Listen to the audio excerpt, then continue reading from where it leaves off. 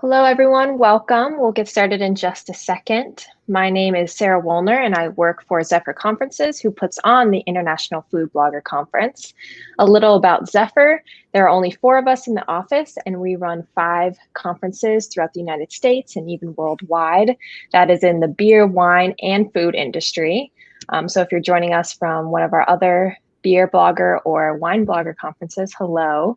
The IFBC was started in 2009 and was the world's first food blogger conference. What's unique about us is that we travel from location to location each year, experiencing local cuisine and culture. Little different than the setup that we have for today, but in the future, we hope that you can join at one of our in-person conferences and meet everybody in person. This was actually my first job out of college, and I feel so lucky to put on these events, interact with the food community, as I am a huge foodie and blogger myself. So great to meet all of you. I do all the marketing for the Food Bloggers Conference. So if you tweet, tag, post about IFBC, I'm the one reading it. So feel free to come say hi. If you do have a question, I ask that you put specific questions in the Ask a Question section at the bottom middle-ish of your screen. That way it doesn't get lost in the comments, but please feel free to use the comment section on the right side of your screen. I will send those to Christina after her session, and she can look at everything you have to say, so keep commenting. I don't want to take up too much time. We have a fabulous session for you this hour. It is my pleasure to introduce Christina Peters, who will talk about doing a remote photo shoot the right way. Take it away. Hi, everybody. How are you doing? Thank you so much for joining me today. So here, I have a little presentation. Let me share my screen with you. And we're going to do that. All right. All right, so here's what I'm going to do, you guys. I'm working on 2 monitors here, so you're going to see me going like this, but I'm still with you. So I just want to make sure I can see your comments and questions that come in. Okay, cool. So just verify you can definitely see my screen. If anyone can just say yes, I can see it, let me know. Just want to make sure before I start plowing through this thing. So let's see here. Just make sure you guys can see it. Cool, thank you. All right, awesome. So today we're going to be talking about shooting remotely. So for those of you joining us today, this session is perfect for you if you're doing photography of food and for whatever purpose that is. And this could be for sponsored posts, for a brand, for someone, for anyone who's going to be possibly sending you a product that you can photograph without them being there and making money from it potentially, hopefully. So I'm hoping that the tricks that I give you today, not tricks, but some of the tips on how I run my remote photo shoots, hopefully can save you some money and save time with the job. So I'm Christina Peters. I have actually been a commercial food photographer for 27 years now. My main studio is in Los Angeles, but I do shoot all over the country. My commercial site is here, ChristinaPeters.com. You can see that there. And these are just some of the clients that I've had over the years. I've had hundreds of clients over the years, actually. I specialize in working with businesses, and I can work with ad agencies, design firms, cookbook publishers, brands, restaurants, of course, all types of restaurants. I work with franchises, chain restaurants, and also the small independent mom and pop shops, who they're some of my favorite to shoot for, but they tend to be the smaller budgets. But you got to mix it all in. I've also been teaching for 10 years. I teach online at foodphotographyblog.com, and then I also have a membership site where I teach photographers at all levels, all different types of things with their photography, and also teaching them how to do the business of food photography if they want to make money at that later. I also have a free Facebook group called the Food Photography Club, and so we have a really lovely group in there. All of my membership site and my Facebook group, they really have become foodie family to me. So they're like all of these members are like close to my heart. Before we dive in, just a quick little disclaimer. I'm going to be talking about some things that you would want to add in your contracts. I am not an attorney. So what that means is I'm not really allowed to give you legal advice. So I'm simply telling you straight up how I run my business. And you can take that information and hopefully amend your contracts, but work with an attorney to do that, things like that. And I don't want you to have a negative connotation about a contract. So, a lot of people do, and they're scared of contracts, but I want you to look at your contract as just a simple way of communicating with your client, and you're just writing down the terms. That's it. It's just an easy way. It's a device used to communicate with your client so they know what's expected of them, and then you're telling them what they can expect of you, okay? So let's define what remote shooting is. So this is any type of a photo shoot where you are not in the same room as the client. They are not in your space, and you're going to have to communicate with them remotely. The way I do that, really easy, email, text, and when I have to track them down, we're going to talk about when they disappear on you, and then I start calling as well. So that's what a remote photo shoot is. Many of you have already been doing this for years.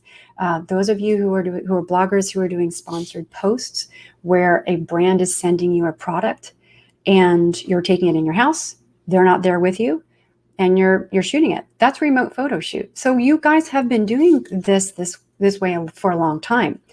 The difference now is with the pandemic, you want to advertise that you offer these services. It's one of those things where I now have a separate page on my commercial site fully explaining. I do remote shooting if you want to, and then just to give me a call so we can talk about the details, that kind of a thing. So a lot of you are familiar with this, but maybe didn't know it was called remote photo shoots. So, okay, let's see here. All right, so here is really, I want you to come away with this with just some general concepts about how to protect yourself to make sure you have a smooth photo shoot, okay? And what that really means is you're going to be fully prepared before your shoot day even starts. So what I'm going to talk about really is about pre-production, okay? So you're going to be in communication with your client way before your shoot day. I mean, as soon as possible, right? I know some of these shoots happen last minute, but still, the idea is to be as prepared as possible. So on the shoot day, you don't have a ton of questions to go and ask your client who may or may not be easily accessible for you. And the goal is to make it so that when they get their files delivered to them from your photo shoot, there's no surprises and they kind of know what they're going to be getting. And here's the kicker, no reshoots. Let me know in the comments if you have ever done a sponsored post or a photo shoot where after you delivered the files, the client wanted you to reshoot something for free. Or, there was a miscommunication that happened and they wanted something changed with the photography. So I'm a pre-production freak. I'm a scheduler. I'm a planner. I've got lists of lists, right? Raise your hand if you know what I'm talking about. Some people are like that. And if you're not like that, this might be a little bit of a challenge for you. So, okay. So now, so that's the deal. I wanted to make it so that the day of your photo shoot, everybody knows what's going on. So we don't have any reshoots. All right. So the key to this and the biggest challenge is going to be keeping your client engaged with you during the shoot day, okay? Because you need access to them when questions come up, right? So, Melissa says, a brief is very important. No reshoot if it wasn't in the brief. You got it, girl. Right on. So it's all about what you communicate with them so that we set client expectations, right? Here's what I do. They have to give me immediate approval on set. You guys, I run this even with my in-person photo shoots because these days, a lot of the times the people showing up the photo shoot, they don't have the power for approval. You have to ask that. Is the person you're working with, do they have the power to approve your images as you're working on them? Some of them don't. And so, there's a nice way to ask that. And so I always say, are there any other people that need to have final approval of our images as we're working? hint, hint, can you approve me or not? And so if they say, oh yeah, well, I just have to forward it to my boss, and okay. She doesn't have the power to approve. Her boss has the power to approve. That sounds like so dominating, but you get the idea, right? So I want to figure out and get as many of the creative questions answered ahead of time as possible.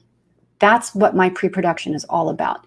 So I plan a shot list. So you kind of start with an initial shot list from the client.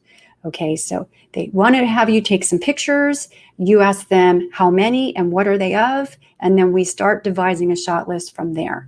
Organized clients will have their own version of a shot list.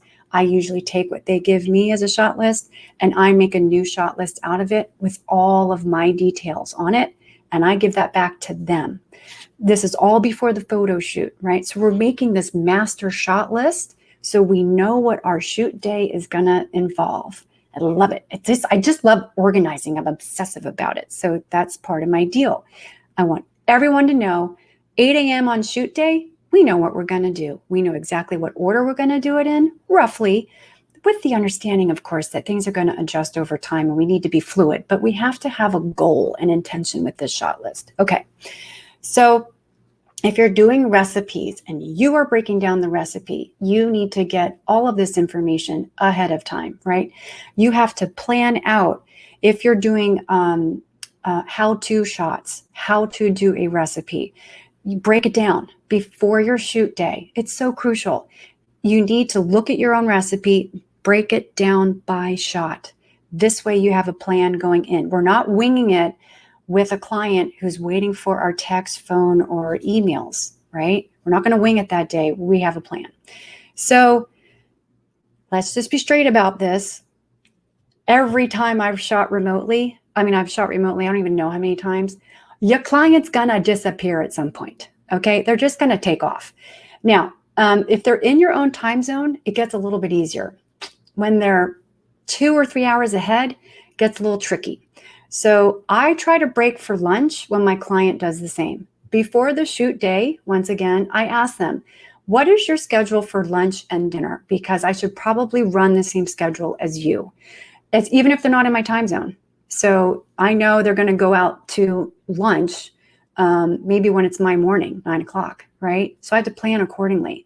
So I have terms in my contract that specifically talk about this. So, yeah. Okay. And I just want to be clear. I am not using Zoom. I am not doing like what we're doing right now. I'm not doing that with them. People, they don't have time for that. They are on Zoom all day long with their team and their people. And so you can't run more than one Zoom at the same time, right? So I make it real easy on them. The burden is only going to be when I'm at the point where I have a question during the shoot day or I need image approval. I'm also emailing them throughout my photo shoot when I'm setting up a shot. Hey, this is how it's looking. This is what I'm envisioning. Are you cool with that? I want that immediately. Then I know, okay, they're cool with the things that we picked, that we agreed upon before the shoot. So now we're going to move forward and we're going to style and do our shot the way we agreed upon during our pre-production conversations, right? So I use email, text, and the last ditch effort is a phone call when I'm trying to track them down. So they're not going to have time to sit with you on the Zoom all day. All right. So a remote photo shoot, it's actually really fun. I mean, me and my team really love doing it. And when the client is accessible for us, it's awesome. So we just play music, we're doing our stuff, and then we're shooting, and then I'm texting or emailing, whichever the client prefers, to say, hey, we're going to have something for you to look at in 10 minutes. Just stand by. So I don't want them to like get ready to go into an office, or if they are going to go into a meeting, again, they have to communicate that with me and just tell me we're going to be offline for 30 minutes over here. So, okay. We got to figure out what we're going to do with our time. Maybe we can pre-plan and pre-set up some other shots that we're doing for the rest of the day, that kind of a thing.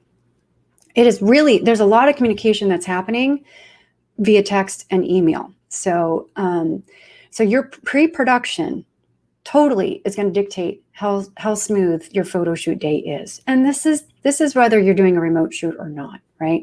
So the more thorough you are with all the details, the better off you're going to be. So we are seriously setting the expectations of our clients. And I want you guys to remember, you're in control of this photo shoot. They aren't. They are hiring you. You're the boss here. So yeah, they're paying you, but you're running the show.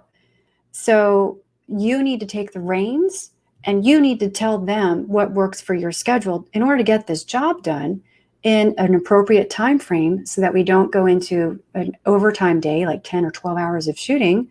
Raise your hand if you've done that way too many times, even with the client in person. For really, it can happen, right? You're in control of the job. This is your deal. This is your little world. You're in control of it, not them. So, so when I'm doing my estimate, this is before they hire me. I'm letting them know how this show is going to run, how the show is going to go, right? So let me just check the comments here. Carrie Ann says, I had only one client present via FaceTime from Hong Kong on a shoot day, but that is the only time that happened. That's it. So FaceTime's awesome. So that's the thing. If you want to use devices like FaceTime and you can show them things, that's great too. That works really well. All right. Now, before we really dive into this, if you want to scroll to the beginning of the comments, I have the link for you to get this presentation. So you don't have to sit here. I talk fast. We only have 45 minutes. So I don't want you to scramble and have to struggle about writing. You're going to get this exact presentation. So the URL, here, I can drop it in the comments again. Oh, actually, Sarah did it. Thank you, girlfriend. Okay, so here's literally what I put in my contract, right? I say the language is they have to be available and accessible on the shoot day for the whole day. I say the entire, for 10 hours straight, right? I know they're not going to be, but we got to start high, right? We got to set that expectation, set the bar up real nice, real tall, right? I let them know I will be calling, texting, emailing them. And in the order is email and then text. And then last resort, I'm going to be hunting them down on the phone. So they must respond within 15 minutes. The reality is I give them about 20. If it's a shot where we have melting cheese or we have sauce or something that moves or is not going to sit for a while, I'm not going to get to the final stages of my photo, which is called the hero photo. I'm not going to get there until I have confirmation that they like what they're seeing before I add the sauce, right? I'm going to send them pictures. Hey, here's my setup. Here's how things are looking. Here's how the burger's looking. Here's a stand-in burger. Stand-in means it's kind of like rehearsal food. So when it's something that's really heat sensitive and it dies very quickly, I'm going to use a stand-in to have them give me permission and approval of everything else, not just the food, the backgrounds, the props, the setting, the lighting. I want them to approve all of that before I spend an enormous amount of time on that burger with the melted cheese and the yummy ketchup drip coming down it. That's stuff you can't redo over and over. You know what I'm saying? So the deal is I'm working on the shot. I'm texting them, heads up. I'm going to have something for you to look at in 10 minutes, or an email, heads up, going to send something your way in 10 minutes, constantly. If they don't respond to that, I'm like, ooh, okay, hold on. So I send the email. They don't respond, I text. If they don't respond, I start calling. If they don't respond to that, it's like, okay, I'm going to send a warning email. I'm going to Hero Food right now. If you don't approve this final image at this moment, what I say goes. So that's in my contract. If we don't get immediate approval on set when I need it in order for the food to be perfect, what the photographer's interpretation of that shot must be taken. Client has to take it. They have to pay for it. That's in my contract. So it's called photographer's interpretation of assignment. That's what I put in there. So if there's no response, we're moving on, people. I did a job for Walmart in Toronto. So they were 3 hours ahead of us. So it was Canadian Walmart. And they took off for lunch for like 2 hours. They didn't warn me when they were going for lunch. I couldn't figure out what was going on because we'll warn you, blah, blah, we'll have our phones on us. they were just gone for 2 hours. So when they got back, they weren't happy with, I don't know, the color of a napkin or something in the background. The food was fine, but they were like, can you redo this? Sure, you're going to pay for it now because now we're in overtime and that's an additional shot, which they did. So they learned the hard way that way. It was a 2-day job. The next day, they were very easily accessible.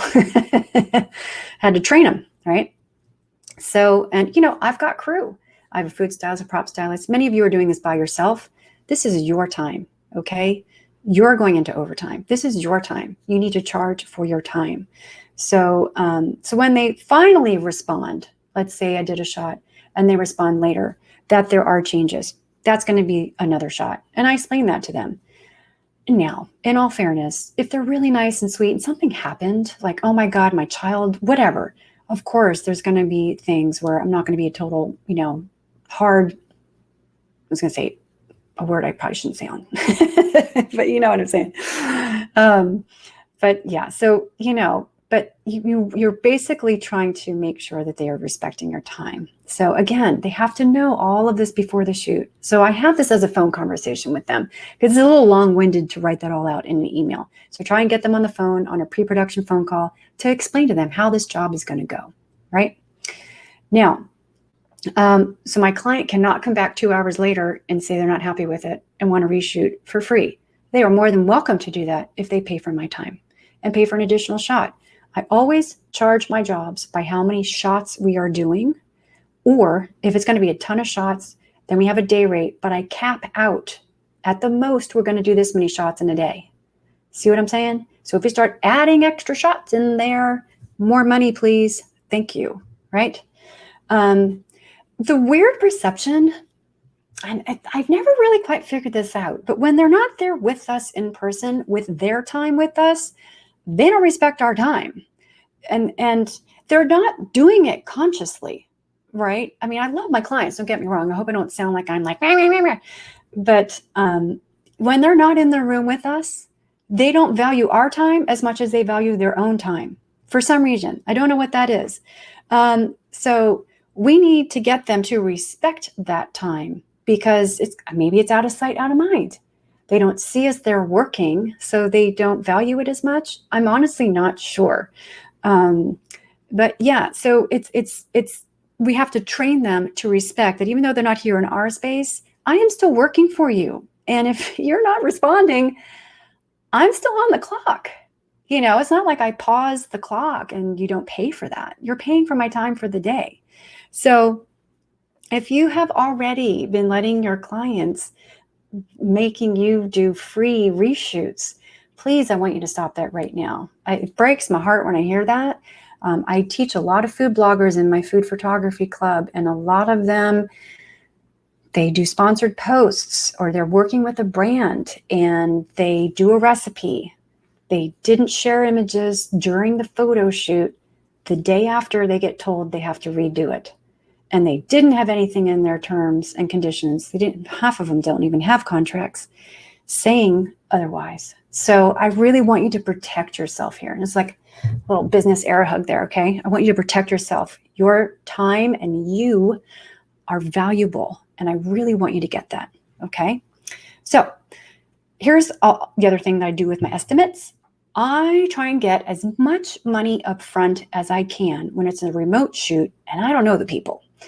I still, when I do know the people, and some of them might maybe take a lot longer to pay, then I really try to get as much money up front as I can. So now, there is terminology here. It's very simple words. There's things called an advance, a retainer, a deposit. We do not have time to go into that here because that's a whole nother discussion. I call my advance, the money I get before the job, I call it an advance. Some people want to call it a deposit. Talk to your attorney in your area to find out what's appropriate for you, please. Okay, but I specifically call it an advance. So they are giving me money for an advance on this job that I am going to complete for them, and I'm promising them I'm going to complete that job for them on that said date. Now, I start out with 100% of the expenses on these type of jobs, and then I try to get 50% of my fee. Because when I break down my estimate, everything is a line item. My fee is up top. That's golden. We don't try and touch that. The expenses are where we can negotiate and things like that. Of course, I do end up negotiating fees and stuff. That's not what I'm saying, but we try not to. So that's what I start at. Bigger ad agencies, bigger brands, they might dictate to you what they're willing to pay you in advance. They might say, sorry, just 50% on the expenses only, or 50% on the whole job. That's it. So just know there isn't a standard advance payment amount procedure, if you will. Okay. All right. So as soon as you are awarded your job, the clock is on for you. You need to start your pre-production. You need to start planning. And yes, I do charge for my time for pre-production. The bigger the job, the more I charge for that. Usually on a big job, if it's a 1 or 2 day shoot, I have an entire full day that I charge them for my pre-production. And that's half of my shooting fee for the day, plus any expenses that we're doing. Okay. So here's what we're figuring out during the pre-production phase, way before our photo shoot day. Recipe details. Did they test it? I usually ask that during my estimating phase. I'm sure y'all have been, if you've been working with brands and you're not developing the recipes yourself and you're working with somebody else's recipe, how many of you have tried to shoot a recipe that was a huge fail? They didn't test the recipe. So I need to find that out. My food stylist charges $400 to test recipes. Anywhere between $400 and $550, really depends on the recipes and how many we're doing. If there's a whole bunch of them that we discount, she gives a little discount per recipe, that kind of a thing. So I don't do recipe testing. I am not a food stylist. I'm just a shooter. I'm just a photographer. So I need to know, does this recipe work? Are we in for it? Or did it only get tested in their lab, right? I want to know that. Just because we just have to sort of be prepared for some alternatives. I want to know who is sending me the product. If we are doing a branded product and we have to use their food, where is that coming from? Who is that person? What's their contact information? And how do I get a hold of them? Sometimes the client will insist that they're the ones in communication with that vendor and they don't want you to speak to them. But just remember, have a separate list. You need to now nag your client. Did they set up the food being sent to you? Because that can be a problem sometimes. What are the props? What are the surfaces? What are the backgrounds? Right? All these creative questions, I want the majority of this figured out ahead of time. Okay? Get as much creative questions answered as possible before your shoot day. I can't emphasize that enough. If there are options to choose from, I want them to make a decision ASAP. So if they have to approve props and backgrounds, like if the one you're dealing with, again, is not the approval person, it's going to take more time. So I have to give them some choices and then they can send that on to their boss or whomever to then get approval, right? It's just another delay. So we got to get this done ASAP. If there's anything that you need to purchase, especially in this day and time, you guys, right? I mean, Amazon is so crazy. I ordered something the other day at 6 o'clock at night. It was here the next morning. And I'm in a tiny town. I'm in Newark, Delaware, for crying out loud. It's amazing. And then I bought like a shelving unit for my mom. Never got here. Just completely fell off the truck somewhere. I have no idea. Never got it. And everything in between. It takes 2 days, 5 days, or whatever. Even though you're paying for Amazon Prime, you hear what I'm saying. You've all dealt with this. I mean, how many Amazon purchases have we all done here, right? So during this whole pandemic thing. So if you need to go source something, we call it sourcing. If you have to source anything that you are buying and then charging the client for it, you need to get on that now to make sure you get it in time, right? So here's what I do. I prepare a private gallery of their options ahead of time. And I do this for all of my jobs that have these types of questions, whether it's a remote shoot or not. So this doesn't have to be fancy at all. You don't have to take beautiful photos of the bowls or whatever the options are, right? You can literally use your iPhone and just take little snaps. Here, I just want to check the questions that are coming in here. So Tatiana says, do you send the pictures via email or text? Tatiana, I start with email first. So whenever I'm getting something approved while I'm shooting, I start with email. I'll send them an email that's literally going to say, warning, I'm going to have an image for you in 10 minutes. Are you there? And I hopefully, hope to get that back, the response back from that. Then if they don't respond to that, then I start texting. Okay. And then Melissa says, and I apologize if I didn't say your name properly.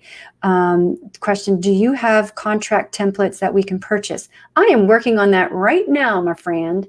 So yes, there, I won't go off on a tangent. Some of my students have bought some contracts already, and I reviewed them, and they are not appropriate. So, so anyway, I am absolutely working on getting some contracts for you guys.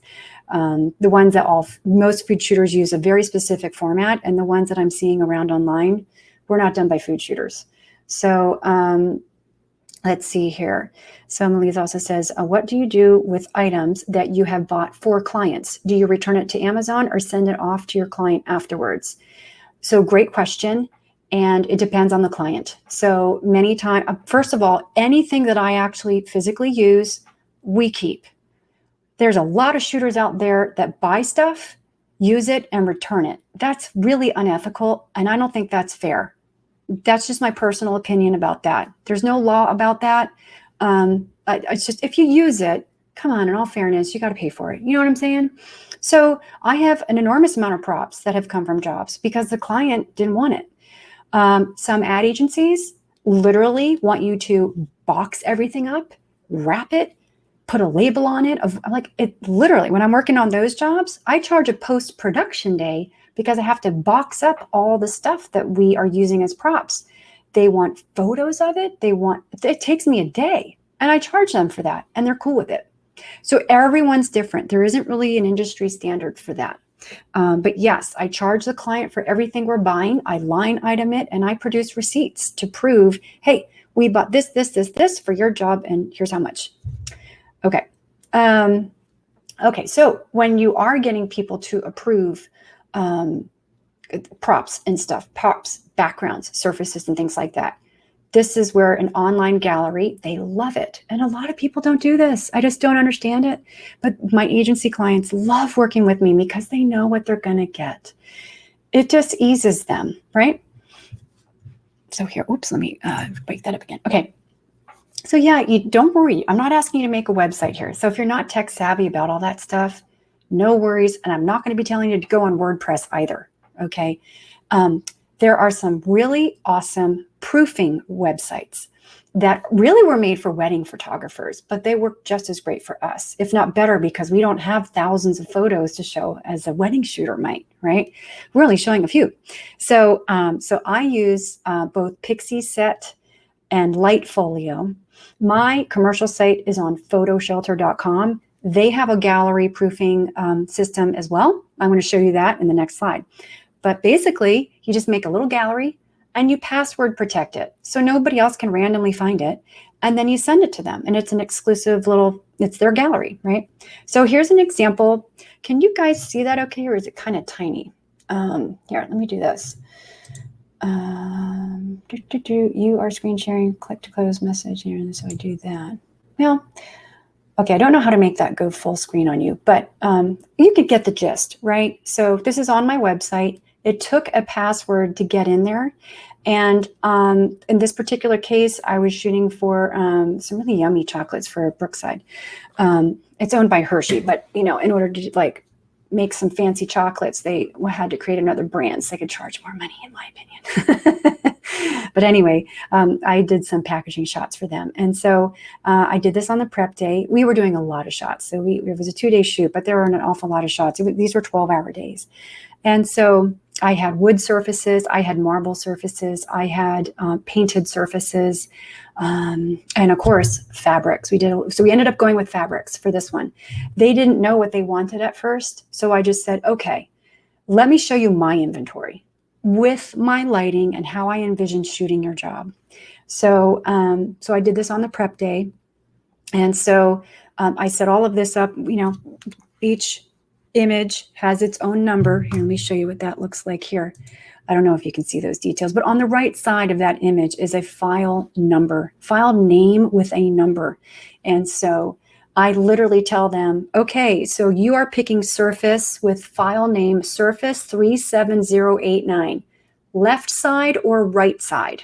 So it's L or R. So if they want the blue on the right, because these are two different blue fabrics, if they want the blue on the right, let me know. If they want the blue on the left. So that's how I give them their options. Okay. Super easy. If it's bowls and stuff, just put it down on a surface and get your iPhone out and take some snaps. And let's say you're doing tomato soup, throw something red in there. It doesn't even have to be soup, just to give them an idea of what it's going to look like. You know what I'm saying? So really helpful to see how it will shoot, how it will photograph. Okay, what's our time here? Okay, cool. Let's see here.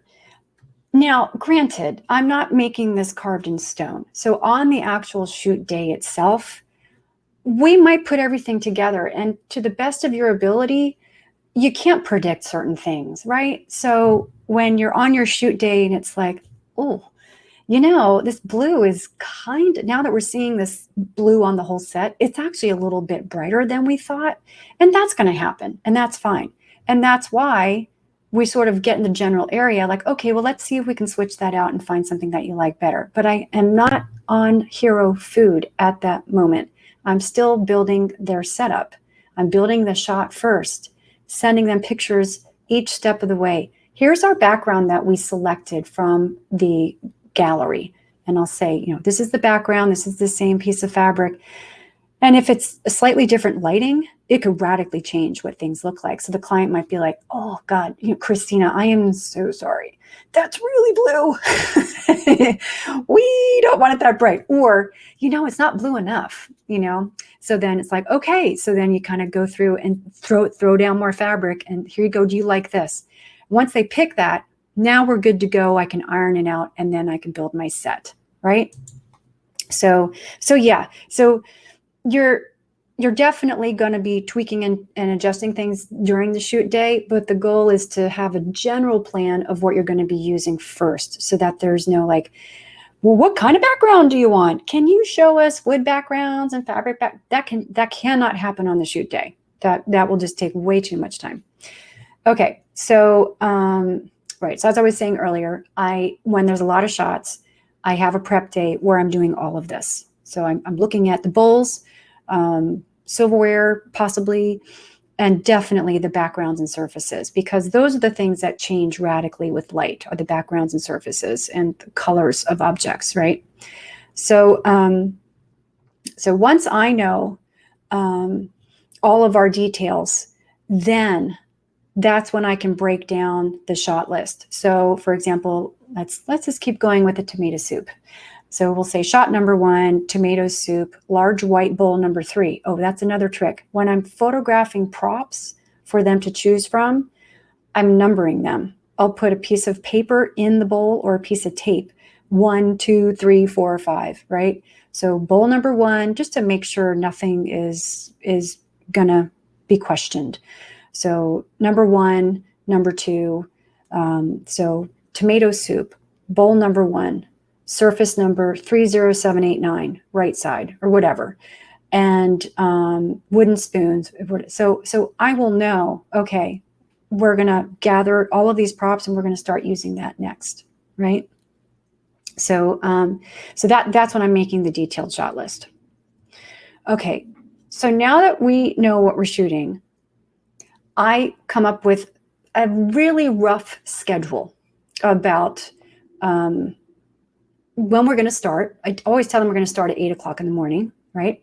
And then if it's appropriate, I mean, let's pretend it's a whole day shoot, whole day shoot, and you're doing it at home or whatever. You're going to start at 8 in the morning.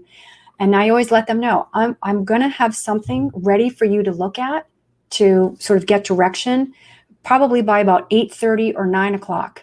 So I'm starting right at 8 o'clock. I don't have any images to show them. So they don't have to be online with me at 8 o'clock in the morning. You know what I'm saying?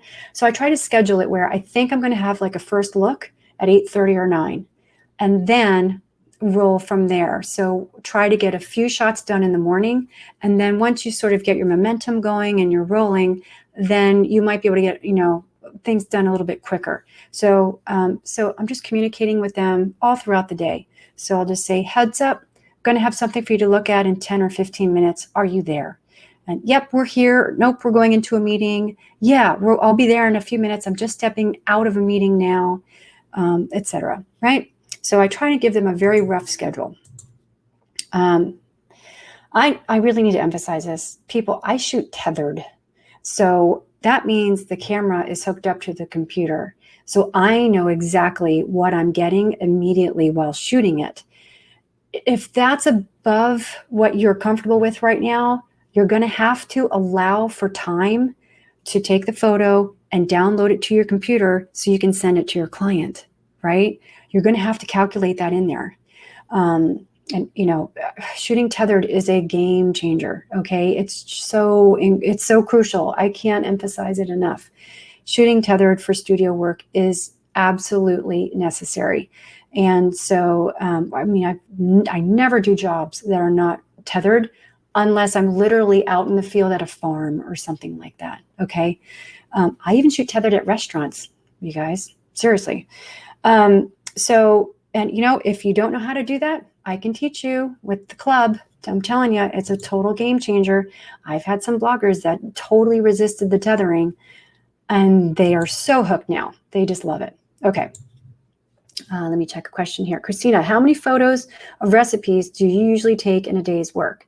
Let's see, and that's Fernanda. Thanks for asking that. So it really depends on the recipe, I gotta say. Some recipes, especially if they're baked, we'll do some trickery where if it's poultry and things like that, we half cook it. You've heard of all these weird advertising things. Well, a lot of us do that. So if it's a poultry, if it's a full turkey or something like that for the holidays, we only par cook it. But still, it takes a long time for that to be styled to look beautifully. So we cook it enough for the skin to get tight and it looks perfect. And then we take it out, put a torch on it, and then we usually my stylists do some sort of a concoction with kitchen bouquet, which is a brown gravy agent, yum, mixed with white dish soap, and another yum. The dish soap cuts through the grease and enables you to paint that on the bird. So we might do 4 shots in a day. We might do 8 shots in a day. Now, I've done jobs, you guys, where I've done 100 shots in a week. I'm running 2 sets. I have myself, I have a second shooter, I have digital techs, I have assistants. My crew is like 15 people. And then I've also done jobs where it was literally me and a chef. So the whole gamut there. So, but I want you, please know, well, I think when I'm teaching people how to do photography, they're shocked at how long the process takes. So I want you to know, if it's taking you a little while to do a shot, that's normal, my friend. You're spending time on the shot to make it look gorgeous. This isn't some quick, snappy shoot like, oh, it's stunningly beautiful after that. It takes time to prop. It takes time to food style. It takes time to get your lighting set up. It takes time.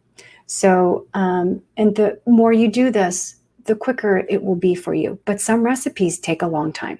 All right. That was a long-winded way to answer that question. Let's see here. Bucky Ramus says, does a food photography club cover styling? Yes, it does. We have several, actually, food styling is a whole nother program. It's in there.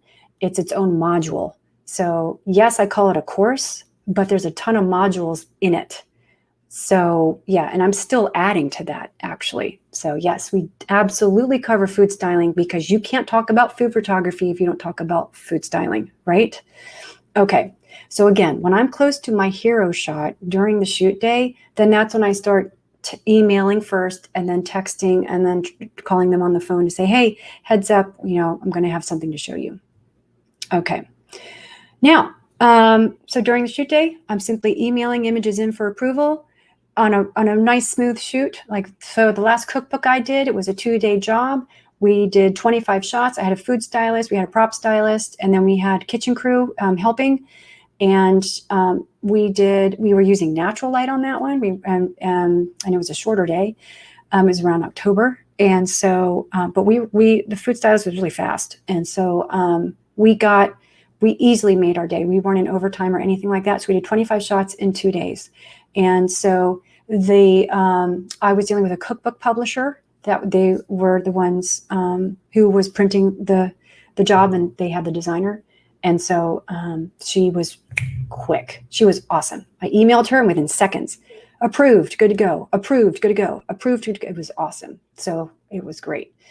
I always make sure that I get final approval in writing in the email. So if they told me over the phone, I send them an email and I say, hey, can you just reiterate that this is approved? I want it in writing. Thank you. So if needed, if there's a question and you're having a hard time conveying it, you can Zoom or FaceTime or do something to show them something on set. But honestly, you guys, in all of my years, I have never needed to do that because my pre-production is so wired down. It's no mystery, you know. Post-production, I'm editing my images with fresh eyeballs. When you're shooting all day and you're staring at these monitors all day, it really is exhausting on your eyes. And what happens is your eyes get used to looking at light and you're going to end up making your images too dark. Raise your hand if that's ever happened to you. So I always go in the next day with fresh eyeballs and do my edit. And then after that, I upload my files either to PhotoShelter or I'll use something called WeTransfer to deliver high-res files. And these are for my agency clients that they need the high-res file and then they're going to use it for all kinds of stuff. Or if it is for a social media job, I'll give them the high-res file and they can crop it however way they want. Okay, so look at that, 45 minutes. Again, if you would like a copy of this presentation that you're looking at right here, go to foodphotographyblog.com/IFBC. You'll see a lot of content there. You can get this presentation for free. And for those of you that would like to learn more about food photography, I'm giving you guys a very special offer just to the attendees here today. And this is to have a trial membership with the Food Photography Club for 2 weeks for $5. So I haven't done a trial in a very long time. Last time I did it, we had a whole bunch of people come through. And so it's one of those things where it's tedious on the back end to set up, to be honest with you. That's why I haven't done it. But we've got it going for you. I can do the trial with you guys.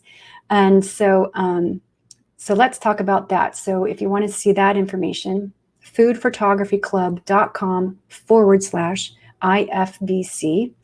That'll take you to the page there. But generally, we've got 22 classes available right now. Some of these classes have multiple modules in them. Don't let that freak you out, though. I don't need to get overwhelmed by it. You get access to everything. We have beginner content, intermediate, and advanced, because I have people who literally have never used a camera before as a club member. And then I have people who've been shooting for 12 years that are club members. So we cover everything here. So, and people who want to do this for a living, awesome. If this is just a hobby for you, then I can help you too. So the people that do this for a living end up staying in the club with me. I mean, I have some members that have been with me since day one. And then I have some people who are just a hobby, using this for a hobby. They come in, use a few lessons, and then they're out. And that's great too. So, so really what the club will give you, it will finally give you confidence with your camera. If you don't have that already, I'm going to teach you how to light your food beautifully. There's such simple lighting techniques that are so easy to do that anyone can do it once you see the right way to set things up. And then if you want to make money with your photography, oh, I can help you with that too. I have so many different types of clients that use food photography. I've been doing this a long time and I actually still really love it. So I would love to share that with you. All right. So, so again, here's that URL. And let's see here. Let me just check the comments. Oh, thanks, Rosemary. Hi, Rosemary. Nice to see you. Let's see, Carrie Ann. Carrie Ann's been with me a long time, too, in the club. Oh, thanks, you guys. That's so sweet. Hi, Paula. Oh, it's so nice. So nice to see everybody here. Okay. All right. Oh, welcome from Argentina. That's awesome. We have a few Argentinian club members, too. Let's see here. And then Samantha says, do you have a course for taking food photos with your iPhone? No, not yet. There is going to be. So if you look at the course lineup, I am going to be making one. So here's what we can do, Samantha. If you are interested in that, just shoot me an email. You can find it through one of the links I sent you there. And actually, I have my email here. Here you go. Here's my email, cp@foodphotographyclub.com. Let me know that you're interested in that. I've actually been asked to produce a course like that for some of my restaurant clients because let's face it, they are really struggling right now and they can't afford to hire me.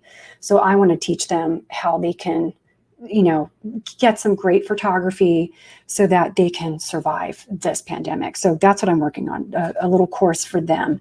But I'm going to fully let everybody know when I have that. Jamina said, oh, hi, Jamina. Nice to see you. I'm a member and it's been a game changer for me. Oh, that's so sweet. Thank you. You guys are awesome. Carrie Ann says, game changer. Y'all are so sweet. You're going to make me cry. All right. Very cool. Okay, that's great. Hand me Dick if we have any questions over here. All right. Hi, Sarah. Hello. I have a few questions for you. Excellent. There was a question about the size of photos do you use? Does it depend on who you're working with? Yeah, really great question. So here's what I always do when I am doing any job with someone after it's awarded. I always ask them, how are they using the images? Because a lot of times we'll work with clients who they don't know anything about photography or food photography nonetheless, and they don't even know what file sizes they need. So I ask them how they're going to use the image. And so if it's social media stuff, okay, then that means these file sizes obviously are going to be very small. If they want them for everything, which is a very common usage where they just say they want unlimited usage for everything, higher day rate, by the way. But if they want it for that, then that means they're going to get a high resolution TIFF image. So that's a large file. You can't email that. And that's when I have to use other file delivery systems. So really the job and the client are going to dictate that. But typically, even if it is a social media job with, like for instance, I shoot with Coffee Bean and Tea Leaf a lot. And so they are going to take my images and they're going to put them everywhere. So they're going to put them in store. They're going to use them on the website. They're going to put them, it's called point of purchase display. So they're going to be, if they have drive-through, the little window screens that pop up, they're going to be there. Because a lot of the drive-throughs are now have these big screens, where they're not printed, they're digital. So they can change things at the drop of a hat. So that in that case, that client is very familiar. They even have their own designers. So I give them the biggest files I make, and then they crop into it and do all kinds of stuff with it. So yeah. And that's always a question I get. How big do I need I need to make my images? And it's just, there isn't any standard size. So it's a really hard question to sort of answer that way. Right. Yeah. It depends. Yep. Okay. Yep. Good. One question was, do you always charge a day rate, or do you sometimes charge depending on how the picture is being used, how many times? Yes, good question. Christina, fabulous name, by the way. Every client really is different, and it's so hard. The number one question I get asked, what do I charge and how do I set up my estimate?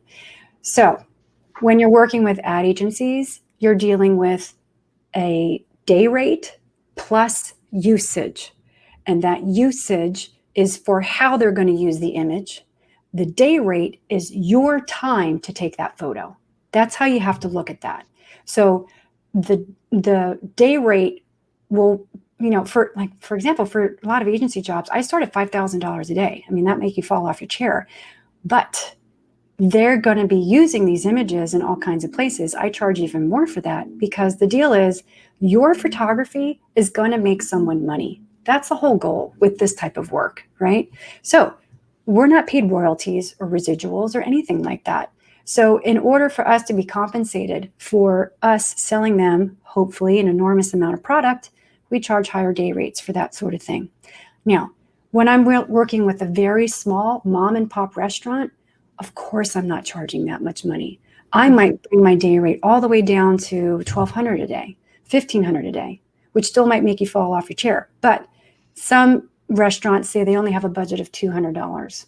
It's like, okay, I'm actually not the photographer for you because the amount of time it's going to take for me to get down there, take the photos and do the work, come home, edit, that's hours of work. I'm not working for $200 for that. So with that type of a client who doesn't understand usage, I don't bring usage in.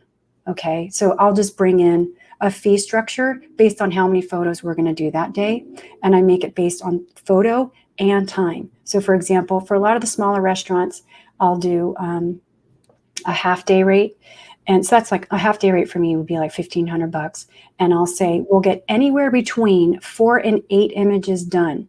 And it all depends, especially if they're forcing me to use their chef. So it all depends on how that chef plates. Half the chefs don't plate nicely. It's shocking. And I have to restyle their food. Well, guess what? That takes more time. So I probably won't get 8 shots done in that half day. And then when we're at that mark during the shoot and we've only done maybe 5 or 6 shots and I've already been there for 4 hours, then I say to them, hey, heads up, we're now at your time, but we haven't made your shot list. Do you now want to purchase a full day? And then we'll just work through however many shots we can for the rest of the day. And so I sort of negotiate in the middle of the job that way. So it takes time to get comfortable talking about money. And when they don't understand the costs, then that's when I explain to them what my costs are, especially if I have an assistant or a food stylist. So, on an editorial job, the food stylist will get $650 a day, maybe $450 a day. On an advertising job, they'll get $1,200 for the day. Well, if we need a food stylist, let's say it's something really difficult to photograph, like pizza, and it's a mom and pop pizza joint, and they say, yeah, we want 50 shots, and we think it's going to take 2 hours. It's like, I'm really sorry, that's not the reality. If you want it to look like my website, then it's going to cost a lot more than that.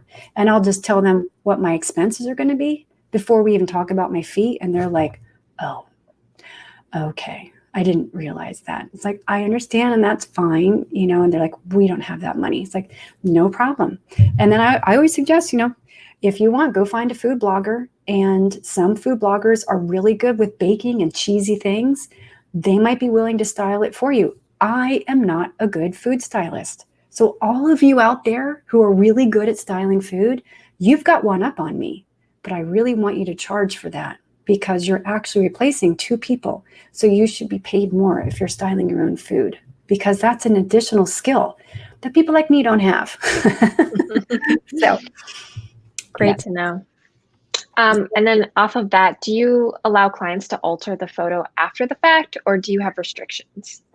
So with advertising work where we're selling a food product, it's not like because I do fine art work too. That's very different.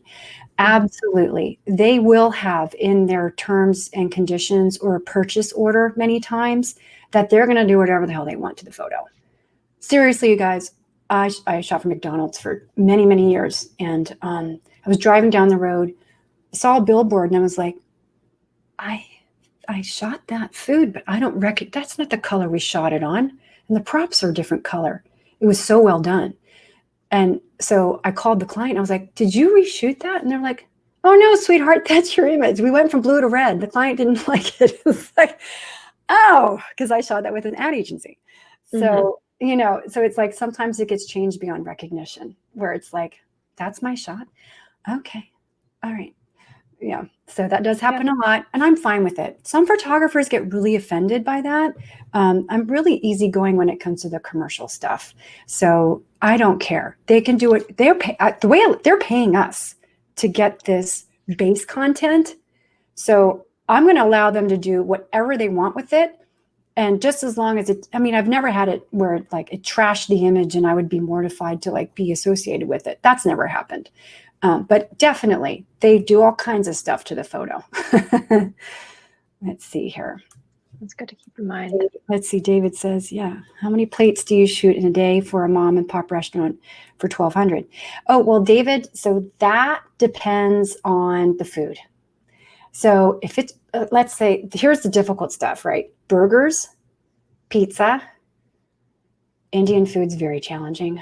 And some Mexican food, like tacos and stuff like that.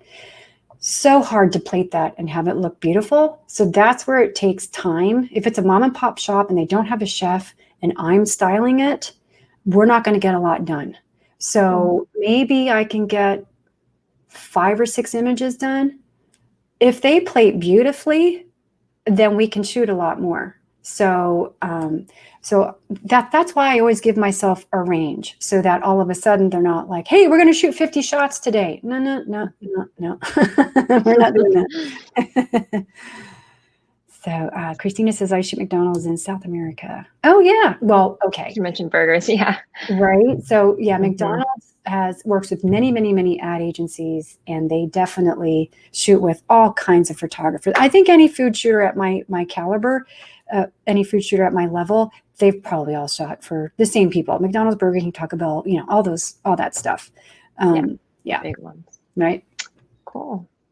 Well, great. We're almost at time here. All right. Thank you so much for joining us. I learned a ton. Oh, you did? Oh, that's awesome. Yeah, I did. I was taking notes too. Very On the side cool. here. Very cool. It's all about But thank you. pre-production, my friend. And you're a planner. You are very responsive. You're great to work with because Well, you thank you. reply right away. I mean, you know what I'm talking about. We get ghosted, Right. It's so simple. Just quick response. You're set. Can you please? And I'm sorry, with all the phones, I mean, how many devices do we have? There's really no excuse, yet they still disappear sometimes. Drives me nuts. Agreed.